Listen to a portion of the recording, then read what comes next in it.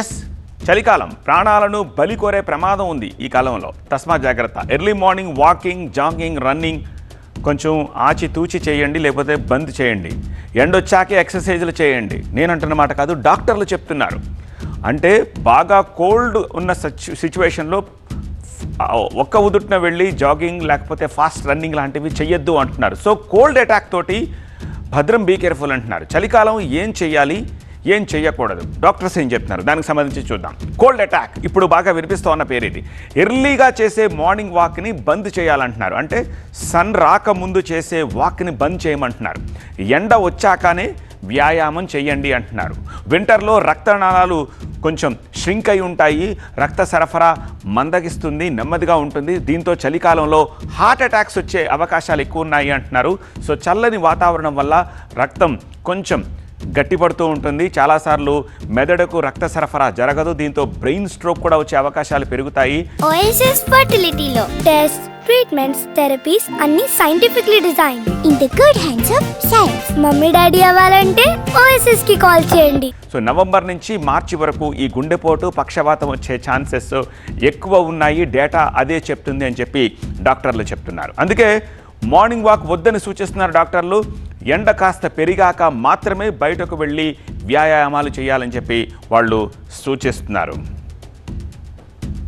ఈ చలికాలం మెయిన్గా మార్నింగ్ వాక్ ఇవి అవాయిడ్ చేస్తే చాలా మంచిది. ఒకవేళ బయటికి వెళ్ళాల్సి వచ్చిన కండిషన్లో డ్రై ఎయిర్ ఉంటుంది, అలర్జెన్స్ కానీ పొల్యూటెంట్స్ కానీ మనకు శ్వాస వ్యవస్థలకు వెళ్ళే ఛాన్స్ ఉంటుంది. కాబట్టి మాస్క్ వాడితే ఇంకా బెటర్. ఇంకా డీహైడ్రేషన్ అవుతాం కాబట్టి హైడ్రేషన్ అంటే జ్యూసెస్, వాటర్ ఎక్కువ తీసుకోవాలి, న్యూట్రిషియస్ ఫుడ్ తీసుకోవాలి. బెటర్ ఇంకా ఏంటంటే వ్యాక్సినేషన్, ఫ్లూ వ్యాక్సిన్ కానీ న్యూమోకాకల్ వ్యాక్సిన్ కానీ తీసుకుంటే బెటర్. చూసారుగా, ఇక చలికాలం పెద్దలతో పాటు చిన్నపిల్లల్ని కూడా జాగ్రత్తగా చూసుకోవాల్సిన కాలం ఇది. ఎలాంటి జాగ్రత్తలు తీసుకోవాలి పిల్లల విషయంలో అది కూడా చూద్దాం ఈ కోల్డ్ అటాక్ సందర్భంగా. శీతాకాలంలో నీళ్లు ఎక్కువగా తాగకపోతే డీహైడ్రేషన్ వచ్చే అవకాశం ఉంది. సహజంగా శీతాకాలంలో మనకి పెద్దగా దాహం వెయ్యదు, ఎందుకంటే బయటికి వాటర్ ఎవాపరేట్ అయ్యి వెళ్ళే పర్సంటేజ్ తగ్గిపోతుంది కాబట్టి మన ఇంటేక్ కూడా తగ్గిపోతుంది. కానీ అలా చేస్తే డీహైడ్రేషన్ పెరుగుతుంది కాబట్టి ఆరారగా దాహం వేయకపోయినా నీళ్లు తాగండి అని చెప్తున్నారు డాక్టర్లు. రోజుకు కనీసం 2 లీటర్ల నీళ్ళు అయితే ఎట్టి పరిస్థితుల్లో తాగాలంటున్నారు. ఇక చిన్నపిల్లల విషయంలో మరింత జాగ్రత్తగా ఉండాలంటున్నారు. చలికి తగ్గట్టుగా శరీర ఉష్ణోగ్రతలను మేనేజ్ చేసే వ్యవస్థ చిన్నపిల్లల్లో డెవలప్ కాదు కాబట్టి ప్రొటెక్టివ్గా ఉండాలి అని చెప్పేసి చెప్తూ ఉన్నారు. ఇక చలికాలంలో కొవ్వు పదార్థాలకు దూరంగా ఉండాలంటున్నారు. నీటి శాతం ఎక్కువగా ఉండే సీజనల్ పండ్లు, ఆకుకూరలు, కూరగాయలు, తృణధాన్యాలతో చేసిన ఆహార పదార్థాలకు ప్రాధాన్యం ఇవ్వాలంటున్నారు ఫుడ్లో. అలాగే చలి తీవ్రతను బట్టి వృద్ధులు, రోగులతో పాటు చిన్న పిల్లల్ని కూడా జాగ్రత్తగా చూసుకోవాలంటున్నారు. శరీర ఉష్ణోగ్రతల్లో తేడాలు రావడము ప్రాణానికి పెను ప్రమాదంగా మారే ఛాన్స్ కూడా ఉంటుందట. సో వేడి నీటితో, గోరువెచ్చటి నీటితో స్నానం చేయాలి. వెంటనే బహిరంగ ప్రదేశాల్లోకి వచ్చినప్పుడు లేదా రాత్రిపూట వాష్రూమ్కి వెళ్ళడానికి వెచ్చని దుప్పటి నుంచి బయటకు వచ్చినప్పుడు ఈ పరిస్థితి సంభవిస్తూ ఉంటుంది. సో శరీర ఉష్ణోగ్రత అకస్మాత్తుగా ప్రభావితం అవుతుంది. ఇది రక్త ప్రవాహాన్ని ప్రభావితం చేస్తుంది. ఇది తీవ్ర అనారోగ్య సమస్యలకు దారితీసే అవకాశం ఉంది అంటున్నారు డాక్టర్లు. ఏమంటున్నారో చూద్దాం. ఈ చలికాలం మెయిన్గా మార్నింగ్ వాక్ ఇవి అవాయిడ్ చేస్తే చాలా మంచిది. ఒకవేళ బయటికి వెళ్ళాల్సి వచ్చిన కండిషన్లో డ్రై ఎయిర్ ఉంటుంది, అలర్జెన్స్ కానీ పొల్యూటెంట్స్ కానీ మనకు శ్వాస వ్యవస్థలకు వెళ్ళే ఛాన్స్ ఉంటుంది. కాబట్టి మాస్క్ వాడితే ఇంకా బెటర్. ఇంకా డీహైడ్రేషన్ అవుతాం కాబట్టి హైడ్రేషన్ అంటే జ్యూసెస్, వాటర్ ఎక్కువ తీసుకోవాలి, న్యూట్రిషియస్ ఫుడ్ తీసుకోవాలి. బెటర్ ఇంకా ఏంటంటే వ్యాక్సినేషన్, ఫ్లూ వ్యాక్సిన్ కానీ న్యూమోకాకల్ వ్యాక్సిన్ కానీ తీసుకుంటే బెటర్. ఇక ఉత్తర తెలంగాణను చలిపులి గజగజ వణికిస్తోంది. దక్షిణ తెలంగాణలో పరిస్థితి కొంత బెటర్గా ఉంది. తెలంగాణలో కనిష్ట ఉష్ణోగ్రతలు ఎలా ఉన్నాయో ఒక్కసారి చూద్దాం. ఆదిలాబాద్లో 4.7 డిగ్రీల టెంపరేచర్ నమోదవుతోంది. మెదక్లో 9.8 డిగ్రీల టెంపరేచర్ నమోదైంది. హన్మకొండలో 12 డిగ్రీలు, నిజామాబాద్లో 12, రామగుండంలో 11.6 డిగ్రీలు, హైదరాబాద్లో 14.6 డిగ్రీలు, కాస్త బెటర్. మహబూబ్ నగర్లో 16.6, ఖమ్మంలో 17, భద్రాచలంలో 17, నల్గొండలో 17.6 డిగ్రీల చొప్పున ఉష్ణోగ్రత నమోదయ్యింది.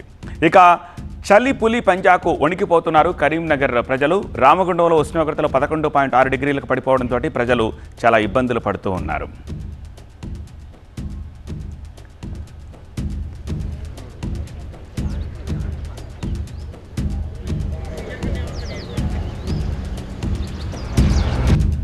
గతంలో చలి చూసినా కూడా గతంలో చలి ఇంత భయంకరంగా ఒకేసారి దాదాపు ఈ 4-5 రోజుల నుంచి విపరీతమైన చలి, బయటికి వెళ్ళే పరిస్థితిలో లేము.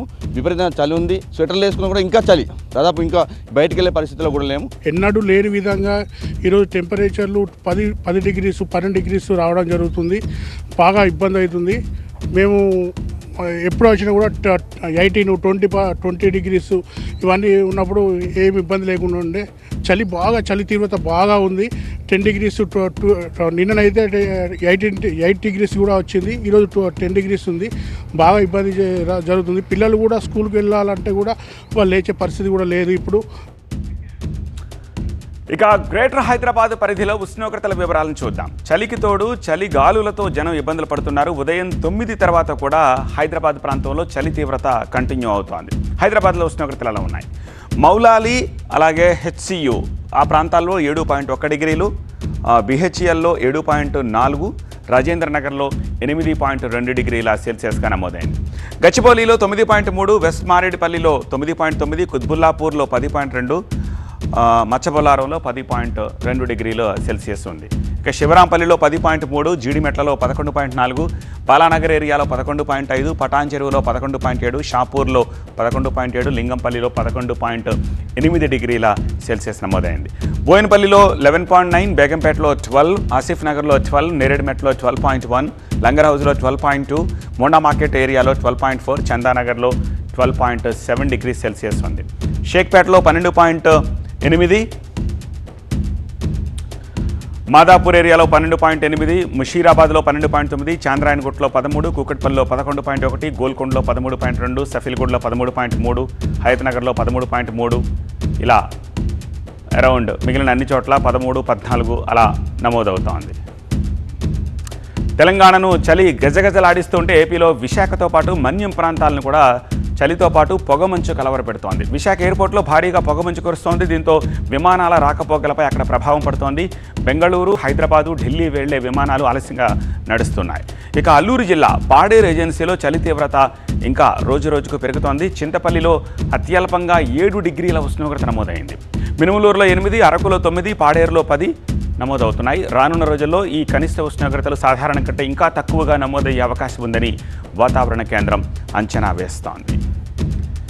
ఓకే, మన 2 తెలుగు రాష్ట్రాల్లో సిచ్యువేషన్ ఎలా ఉంటే ఉత్తర భారతాన్ని చలి గడగడలాడిచ్చేస్తోంది. ఢిల్లీలో కనిష్ట ఉష్ణోగ్రతలు 4.9కి పడిపోయాయి. ఇక యూపీలో కూడా సేమ్ సిచ్యువేషన్. పంజాబ్లో అయితే మరీ అన్యాయం, 2 డిగ్రీల ఉష్ణోగ్రతలు పడిపోయాయి.